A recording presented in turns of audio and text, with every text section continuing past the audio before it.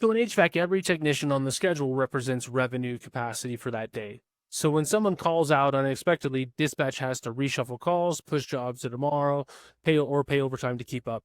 And so a high-performing service company will closely monitor monthly absenteeism rates to ensure that small issues, don't become operational bottlenecks. Customer dissatisfaction would be another thing to look out for. So that's what we're going to calculate here. So we have a data set, pretty straightforward data set. And if you want this file with my solution and my formulas and all that, there's a link to download it, or you can just shoot me an email. But essentially what we have is once a month, data's entered based off of, the employee name, their role, department, and then how many scheduled work days there are, and then scheduled hours, right? And so then you just have other fields, PTO days, sick days, and this one is a big one, no call, no show. And then this here is excused, and then this is unexcused. And so this column here is the main one that you would have to have entered. That's how we're calculating this. And so anytime there's a 1, so unexcused absence, so you have a no call, no show, which is unexcused. But then other times, like right here, they called, but it still wasn't excused. And so that's why you need this column. And then what we're going to do is just two things.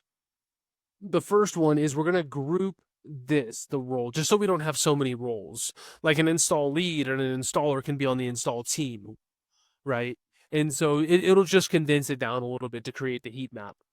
And so we have a tab here called the job table. And so what we're going to do is we're going to look up the current role, and then we're going to put it into these roles here. So whenever we create the heat map here, it's just cleaner. You don't have, 10, 15 different job roles across the top. Although you can if you want. I mean, it depends on how analytical you are. Okay, so step 1, let's get the group. You can do a VLOOKUP, you can do an XLOOKUP, you can do index and match. I mean, there's a lot of different ways, but VLOOKUP is pretty much the simplest. So if your data is structured this way. So we're going to do VLOOKUP. We're going to look up the role. And so the first argument is what column is that role in? And it's right here. And then where is the answer that we want to pull in? And it's right here. So it's 2 columns. So comma. So then the column index number. So the current role is column 1 and grouping is column 2. And then comma, and we want an exact match. So false or 0. And you can see that these filled in all the way and they match this. And then for unscheduled absent hours, you have unexcused absent days times 8. So it's simple as equals this times 8. And you can see down here, you're getting the same results. Okay, so I'm going to delete these 2 columns because we already have them. I just wanted to show you how to do it. So the next thing we need to do is we need to get a unique list of the month end. And it's already here. Like we already have that date here. So equals, we can do month here. And then from here, we're going to do equals unique. And then just click that part of the table. Don't do the column, do just the table. Table absenteeism, month end. And now we have this. And then I'll just center everything. Okay, so across the top, what we're going to do is we want a unique list, but this time we want a unique list of the new column, the grouping that we put these people, these job categories in. So equals unique, and then grouping here. Okay, so we have that, but now I want to sort this alphabetically. So sort, and you can see now it's sorted, just wrap it with the sort function. And then finally, I want it across the row. I don't want it here. And so I'm going to use the transpose function and then just close the bracket. And now you have it across the top. Okay, I'm just going to copy and then Control-Shift-V to paste. Okay, so now what we want to do is we want to sum, so the numerator of the fraction, we want to sum the absent hours, the unscheduled absent hours for the grouping and for the month end.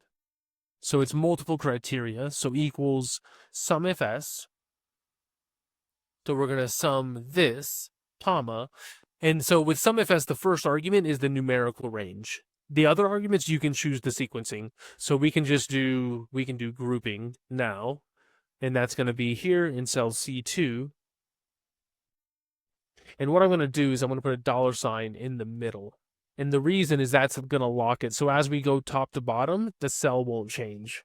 It won't go from C2 to C3 to C4. Comma. And then the next thing is the month end. Here, comma. And then it's going to be cell B3. And then here I'm going to put a $sign before the B. So as we go left to right, the column B will stay the same. Okay, so for this person, we have 0 hours that were for this grouping, we have 0 hours of tardiness. And you can see, let me make sure. Yeah. Okay, so this formula is working. Sometimes when you get a 0, it's a little bit worrisome. So yeah, so this is working. Let me just make sure here. Yeah. Okay, so the next thing we need to do, I just wanted to test that formula, but now we need to divide this by the sum of the scheduled hours for the month, right? So sum of scheduled hours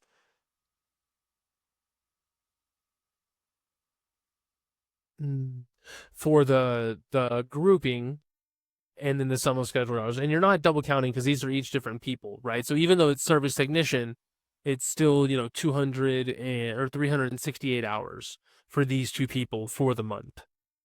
So the cool thing is that we've already done this formula and we've already done the other two criteria. So now we can divide by the same thing. We're getting an error, which is fine. But now we want to change unscheduled absentee hours to scheduled hours. And so here, this goes to scheduled hours. And you have 0. The reason why you show 0 is because there was nothing in the numerator. The denominator is a lot higher. Like if you wanted to see the denominator, you could just copy this, and it's going to be, if I had to guess, very high. Yeah, 736 hours. But we're pretty much done. So I'm going to format this as a percentage and do 1 decimal, and now I'm going to copy this, and then go over here, highlight the range, and paste. And now you can see the different percentages, right? And some of these get pretty high. There's 4%, things like that.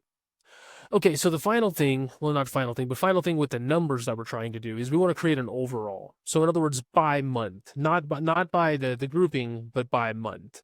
And so I'm going to copy this here, and then I'm going to paste it here, and then I'm just going to delete the blue sections. Because we're doing it by the month. So yours might not be blue, but here I want to delete anything that is the grouping. So delete the grouping here. Make sure you get the commas correct. There should be only 1 comma. And then here, same thing. And then Control-Shift-5. And then you can just double click that down. It's pretty low. I mean, 1%, under 1% is great. So, again, this is just dummy data. Your data is probably going to be different.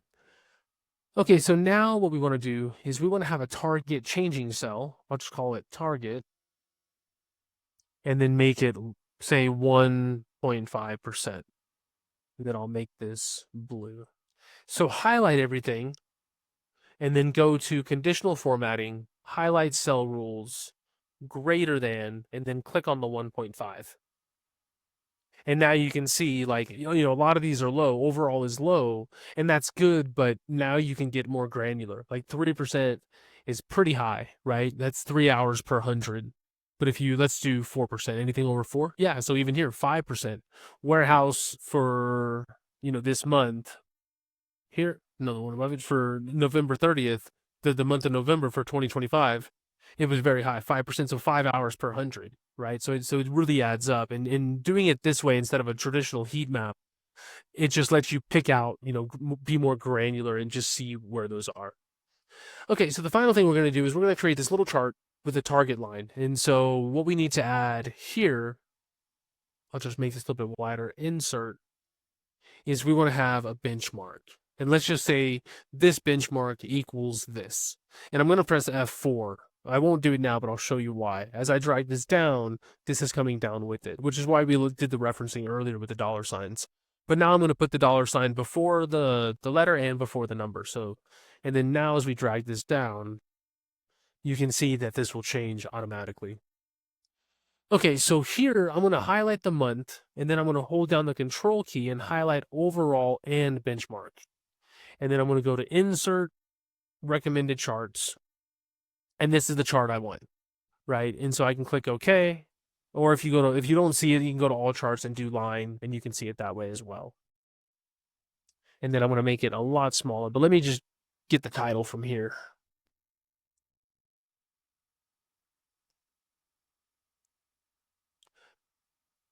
And then let's also do one little trick. You see how these dates are? We don't need it to say 1/1. If we just want like January 24, it'll just save a little bit of real estate. So I'm going to highlight the month, press Control-1, go to Custom, and then you can sort of choose how you want to do it. We could do, say, month, year. If you only want 2 for the year, you could do like this, 1/24.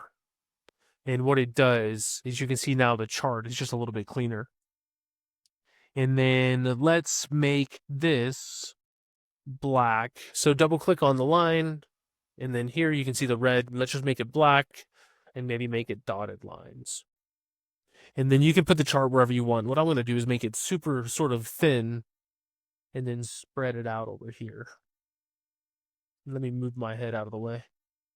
And so, yeah, that's how you calculate this. And so it's the valuable KPI, obviously, for obvious reasons. You don't want to have to redispatch people. You don't want to have, customer complaints for people not showing up, things like that. And now that you know how to do it this way, you could do it, instead of you do it by month, but instead of doing it by that grouping, you could do it by employee, same thing. Take the unique and then do the count FS and then, or the sum FS on absent hours based off of this person, based off of this month end, instead of the grouping. You could do it on, a higher level, this department. And instead of the role, you could do it, at the operations level. You could do it by field or office, lots of different ways you can do it. And so, but learning the framework of how we did this one is it lets you know how to do all of them.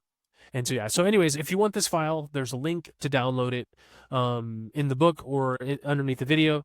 And if you can't find it, then shoot me an email, questions@databoards. And also, if you want some help, getting your data structured, getting your KPIs and your reporting done, if you don't have somebody to do it or if they're tied up, then again, you can shoot me an email or there's a link to my calendar.